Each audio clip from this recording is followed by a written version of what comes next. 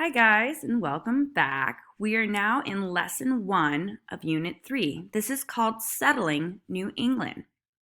Some important vocabulary to look at will be found right here. We have the words charter, descent, expel, consent, sedition, and frontier. Some of the people that will be mentioned in this section are John Winthrop, Roger Williams, and Anne Hutchinson. You walk outside your small village and look out at the sea. 10 years ago, you and your family traveled here from England to build a religious community. At first, you were sad to leave England, but you have learned to adjust to your new life. Your experience have taught you that life in the colony requires hard work and a strong spirit. Recently, you heard that new settlers from England will soon arrive. You hope that they are prepared for the challenges that they will face.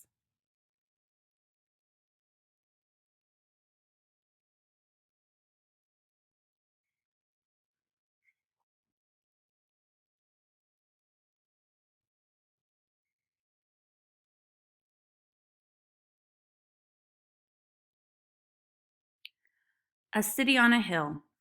In 1628, a small group of settlers arrived in North America with a charter from the King of England. This official paper gave them approval to start a colony in New England. With their charter, they built a village called Salem on a bay they called Massachusetts Bay. Like the Pilgrim, these settlers came to New England to practice their religious beliefs and to start farms and businesses.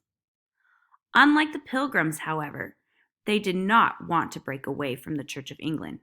They wanted to change the church to make it more pure. For this reason, they were called Puritans.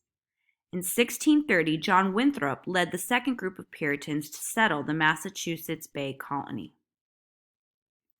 He hoped the colony would be seen by others as an example of Christian living. In a sermon, he said, "We shall be as a city upon a hill. The eyes of all people are upon us." Winthrop's group of Puritans chose to build their city upon a hill to the south of Salem near the mouth of the Charles River. They named their settlement Boston after a town in England. Most early settlements in New England were built along the Atlantic coast to make it easier for colonists to get supplies from English trading companies. This is a picture of John Winthrop.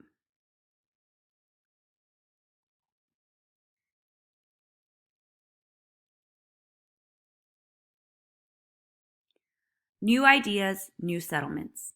In 1630, John Winthrop was elected governor of the Massachusetts colony. He and other Puritan leaders kept strict control over life in the colony in an effort to create the perfect society. They did not welcome people whose beliefs differed from their own because they thought that dissent or disagreement might hurt their colony. Some colonists did not agree with the Puritan leaders. One of those colonists was a minister in Salem named Roger Williams. He and his followers believed that their church should be separate from the colonial government and that the strict rule of the Church of England. They also believed that Puritan leaders should not punish people for having different beliefs. Williams disagreed with Puritan leaders over the treatment of Indians, too. He argued that the settlers ought to live in peace with the Indians. Before long, Winthrop and the other Puritan leaders decided to punish Williams for his dissent. They held a court trial and found him guilty of spreading new, dangerous opinions. In 1635, the leaders voted to expel Williams, which meant that he had to leave the state of Massachusetts.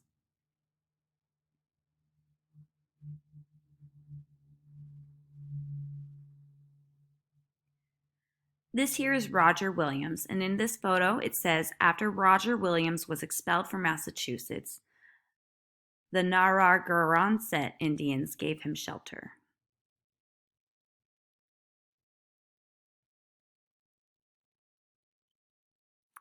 Here's a photo of Anne Hutchinson's weekly meetings that were seen as a challenge to the authority of men who led the Puritan church.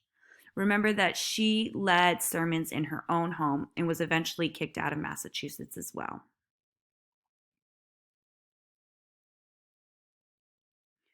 Williams and his family moved south of Salem to what is now called Narragansett Bay. For a short time, they lived near the coast with the Narragansett Indians. Many of Williams' followers soon joined him there. In 1636, Williams bought land from the Narragansett and founded a settlement he called Providence. Williams organized a settlement based on the consent or agreement of the people and a spirit of cooperation with the Indians. The new settlement gave its people the freedom to follow any religion they chose. The leaders of Massachusetts Bay's colony faced another challenge to their authority or power from a colonist named Anne Hutchinson. Hutchinson questioned the teachings of Puritan ministers and started holding popular religious meetings at her home. Hutchinson's actions angered many Puritan leaders. In 1637, they brought her to trial on charges of sedition, or speaking in ways that caused others to work against the government. Hutchinson was found guilty and expelled from the colony. With her family and several followers, Hutchinson left to start a settlement on an island near Providence. That settlement later joined Williams' settlement under the charter that formed the colony of Rhode Island in 1647.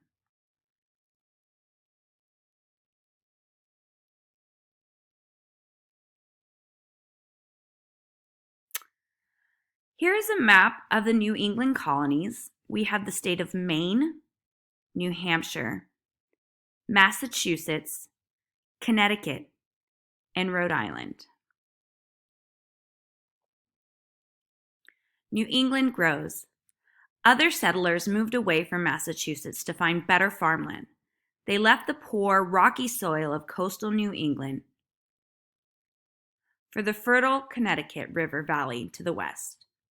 Most early Connecticut settlers came to find good farmland, but many also came because of their religious beliefs. One such settler was a Puritan minister named Thomas Hooker.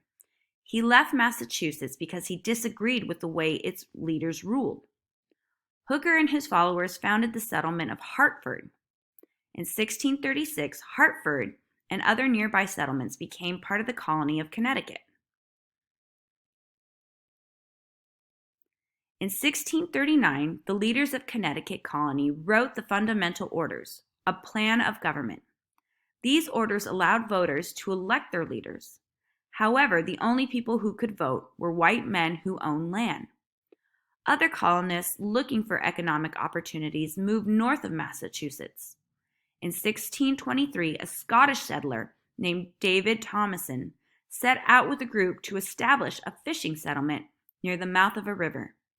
In 1679, this settlement, later known as Portsmouth, joined with others in the area to form the colony of New Hampshire.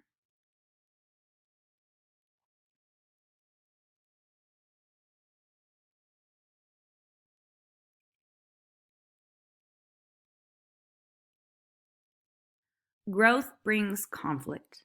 As the colonists spread across New England, they settled where American Indians already lived and hunted.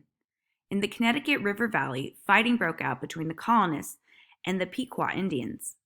The Pequot wanted to stop the colonists from taking over their lands. With the help of the Narragansett and soldiers from Massachusetts, the Connecticut settlers defeated the Pequot in 1630s. The conflict became known as the Pequot War. The settlers and the Indians had different ideas about land ownership. The Mohawk, Narragansett, Wampanoag, and other tribes believed that no one could own land. When they sold land to settlers, they thought they were agreeing to share it. The English, however, expected the Indians to leave the land. Metacomet, known to the English as King Philip, was the leader of the Wampanoag Indians. When more English settlers began moving onto Indian lands, Metacomet decided that the Indians had to unite against the colonists. He said, "I am resolved not to see the day when I have no country." Here's a photo of Metacomet. In 1675, harsh feelings between the colonists and the Indians led to an all-out war. The colonists named it King Philip's War. The war began when a group of Indians attacked the town of Swansea in Rhode Island. In return, the settlers destroyed a nearby Indian village. Over the next year, King Philip's War spread as far north as present-day Maine and as far south as Connecticut. In the end, both sides suffered terrible losses. Among the colonists, 1 of every 16 men died in battle. At least 3,000 American Indians, including Metacomet, died.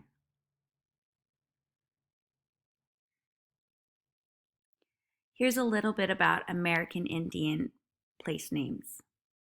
Most of New England's Native American people belong to the Algonquian language group. Many place names in New England reflect this Algonquian heritage. The name Massachusetts, for example, means at the big hill. In the Algonquian language, the name Connecticut comes from the Metacomet Indian word for Quinoniquet, meaning at the long tidal river. Other places in the region, such as Narragansett Bay, were named for the tribes that lived there.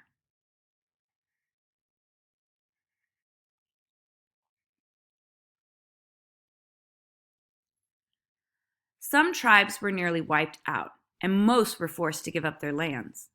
Settlers soon moved onto those lands. Some began settling in the western Connecticut, while others moved into present-day Vermont, northern New Hampshire, and Maine. The frontier, or lands beyond the areas already settled by colonists, was being pushed west too. By 1700, more than 90,000 colonists lived in New England.